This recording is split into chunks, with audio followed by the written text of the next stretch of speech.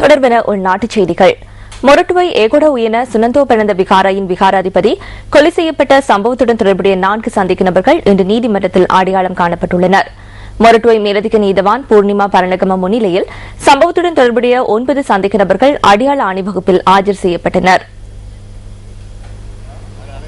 இதன்போது விகாரையின் 2 தேரர்கள் உட்பட 4 சாட்சியாளர்களால் சந்தேக நபர்கள் 4 அடையாளம் காணப்பட்டனர்.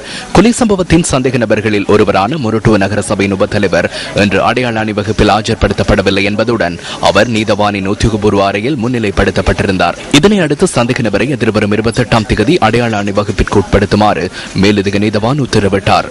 இனி 9 சந்தேக நபர்களையும் எதிர்வரும் 28ஆம் தேதி வரை விளக்கமறையில் வைக்குமாறும் மேலதிக நீதவான் உத்தரவு பிறப்பித்துள்ளார். இதேவேளை இந்த கொலையின் சந்தேக நபர்களுக்கு உரிய தண்டனை வழங்குமாறு கோரி மொரட்டுவ நீதவான் நீதிமன்றத்துக்கு முன்னால் ஆர்ப்பாட்டம் ஒன்று இடம்பெற்றது. மொரட்டுவ பிரதேச மக்கள் அதில் கலந்து கொண்டிருந்தனர்.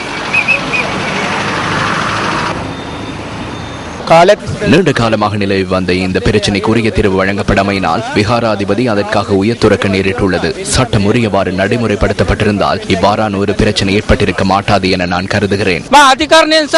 கொலையாளிகளுக்கு உரிய தண்டனை வழங்க வேண்டும். முடியுமாயின் அவர்களுக்கு தூக்கு தண்டனை நிறைவேற்றுமாறு நீதிமன்றத்திடமும் அரசாங்கத்திடமும் நாம் கோரிக்கை விடுக்கின்றோம். மிகவும் தயவுடன் வேண்டுகின்றோம்.